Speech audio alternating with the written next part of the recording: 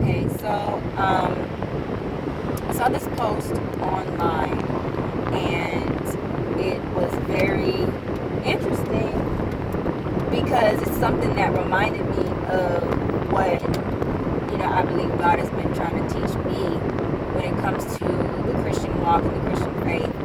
And I'm going to try my best to explain this because it's still fresh for me and I'm still kind of learning it or whatever.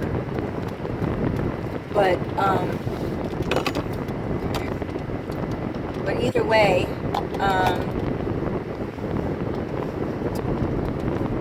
okay, so a lot of times in the church we have really spookified a lot of stuff. So for instance, when you had, like, basically the post was saying that everything isn't a demon. Like, just because somebody may be, and I'm paraphrasing, just because somebody may be lacking in an area, or like that they're lazy, or they're dealing with some type of sin or whatever, doesn't mean it's always a demon or whatever. And so, now where I'm not sure on that post, or like I said, where I'm not sure is what's the difference between it being just me, like this is me, like it's me, and what's the difference between it being me and me being influenced by an evil spirit. So that's the part that I'm still figuring out or trying to understand.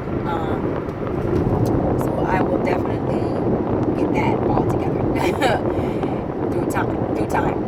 But either way, I do want to talk about how a lot of times in the church we spookify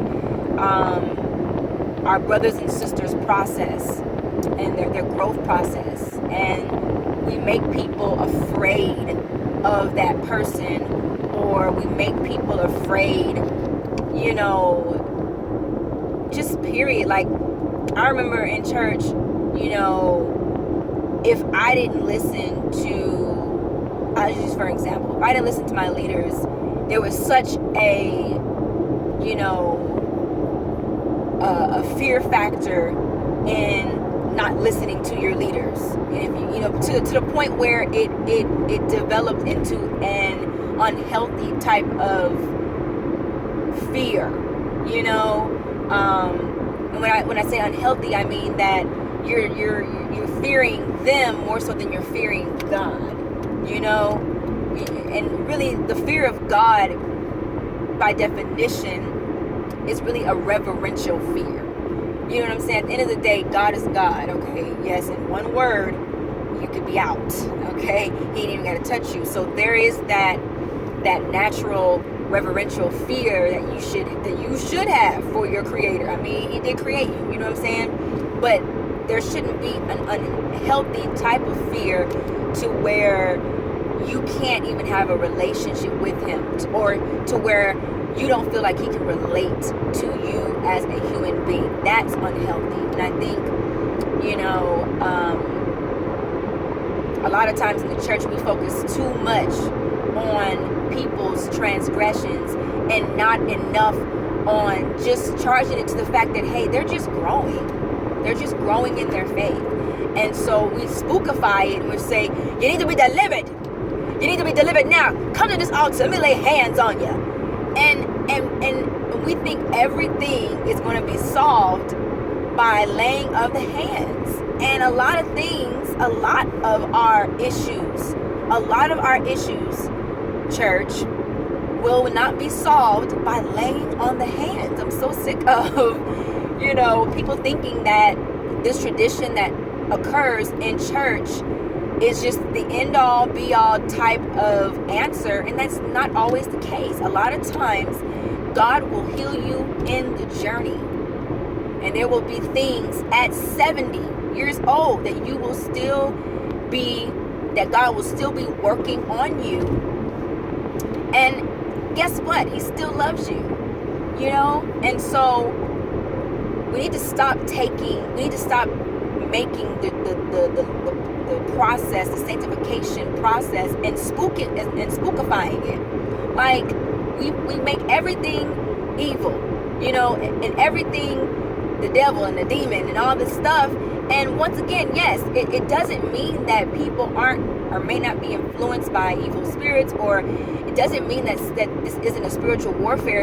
Yes, it is, but you don't have to scare people about it. You know what I'm saying? Like, yes, call it what it is, but make it practical in a sense of make it understandable, make it something that is relatable, make it to where people don't feel like they're a lost cause. Because there are a lot of people in the church, and what we do is, because our tradition, or because when I laid hands on you, you didn't stop, and then what you end up doing is you blame it on that person. You say, oh, you didn't have enough faith, or this is something, and you blame it on the person. You make the person feel like they aren't lovable, or they aren't savable, or they can't be healed, and you're doing yourself, you're doing that person, and you're doing the congregation a disservice by trying to name something that you're just ignorant of. And what you haven't done is you haven't spent enough time with the Lord, you haven't spent enough time living life, and you haven't spent enough time paying attention to your own process in life. And you think because you got a title, or you got some type of clout, that I guess it's you're above the process, the ugly process of sanctification. Like, who said that the process of sanctification is going to be pretty? It's not. It's not. So then every time we see somebody that comes, and let me ask you this question. When Jesus, met people who were afflicted and who were demon possessed and who had all types of issues, was he afraid? Was he alarmed? Was he taken aback? Was he disgusted? No, he wasn't. He was very calm and very, he was very, just walked in his authority. And walking in your authority doesn't necessarily mean you had a serious face and you just seem so authoritative. No, walking in your authority is just knowing who you simply are, knowing simply who you are. And Jesus knew through and throughout who he was and what he was capable of. And the things the issues that were presented to him, it did not alarm him. It did not disgust him. It did not make him feel like, oh my gosh, this is so much. And I get it. We're not human. So, we all have to kind of go through that process to kind of learn what's best. But either way, you guys, stop spookifying this sanctification process. Stop, calling everything what the post was saying. Stop calling everything a demon. Let's just be real. If you don't spend enough time with your creator, then you're going to spend a lot of time in other things that really can't tell you who you are. And if you're, and let me just even break it down even further. If you're not searching for God, meaning if you're not searching for the things of the kingdom, then you're gonna, it's like a natural effect. You're going to, end up getting into things that you shouldn't get into. Look, just think about it like with a child, a baby. When the baby is not in your supervision, what ends up happening? You'll go around the corner and they're quiet, and you're like, God, okay, what are they doing? And you find them in your perfume, or in your edge control, and they putting all their hands in it and putting it in this. Now it's all over their face, and you've seen that on Facebook where kids get lost in the house, and then you find that they done made a big old mess. It's the same thing with our relationship with God and us as humans. It's the same thing. Why do you think God allows us to have kids? So it's another way for him to display who he is to us.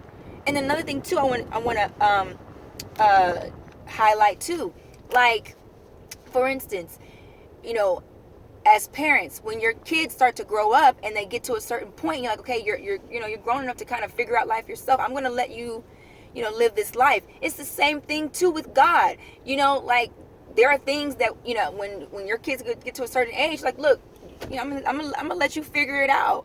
I'm gonna let you, bump your head a little bit. and it's not going to be a situation. And really another thing too is I trust you enough to kind of, how do I say this? I trust you enough to kind of make the right decisions or whatever. And I think that's how God is with us. Like when we get to a certain maturity level, he trusts us to make the right decisions. And sometimes the right decisions is leaning on him, or is, taking what we've learned and applying it. You know what I'm saying? And another thing too is, when your kids were younger, you were a little bit more harder on them. But then as they start to grow, you kind of let the leash, go, because it's like, all right, you gotta figure this thing out. And sometimes that's how God is as well. You know what I'm saying? Like, we need to make the relationship with God relatable. Like, one of the things that God told me in the beginning when he started, talking to me or whatever, is that I'm not a God that cannot, relate to this generation. You know what I'm saying? And this is not just this generation. This is every generation that has ever been known to be. He can relate to every generation. You know what I'm saying? He's a relatable God. We have a God that can relate to us. And so what we do is we make this God all the way a far being that is unattainable. And why do we do that? How can a God who made everything, who understands everything, who made us, who knows the number of hairs on our head, not know us or not even relate to us? That doesn't make any sense.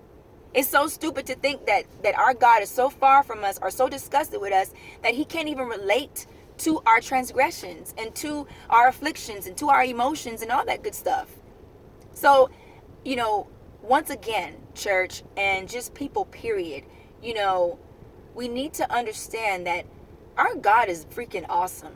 Okay? And if I can take my life and spread that, to my dying death, I will, because there's so many people out here who don't know God, haven't heard his voice, and really honestly, they're looking for him. They are. And it's a shame. And that's my prayer, is that I want people to know who created them. Because once you get to know who created you, and you really, really recognize that, wow, he really understands me. And rightfully so. He made you. So he understands when you mess up. He understands when you keep on going back to certain things. He understands, your nature. He understands it. He's not disgusted by it. When I say disgusted, I mean disgusted in the sense of he doesn't want to have anything to do with you. No, like he understands, and he actually wants to help you. He's not this God that's like, oh, you done stuck your finger in that poop, I am not touching you. It's just like, once again, a parent and their child. When your child boo-boos all over themselves, you got to get dirty with them. You got to clean them up. And that's exactly how God is with his children, okay? And creation. When there's a boo-boo, when there's a mess up, he gets right in the dirt with you. He's not too far away to get dirty with you. So stop making the sanctification process and demonizing it. Stop doing that. Stop spookifying it. Make it practical, okay? Goodness, you guys. And I'm sorry that I'm being so extra, but I just want people to understand this, okay? I really do. There's so many people who walk away from the faith because they just feel like they can't even get a break. And then they blame it on God, and because I was this person.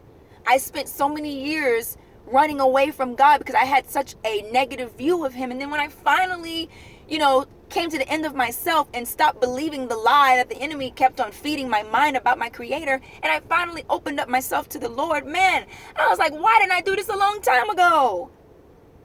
He's the best person that I should have been running to him. I should have been talking to him. I should have been giving all my issues to him. I should have been doing this stuff, but I didn't. But it's okay. I'm here now. Thank God. But I'm just saying, okay? All right, y'all. That's all I got. All right? I love you guys, and y'all have a good afternoon.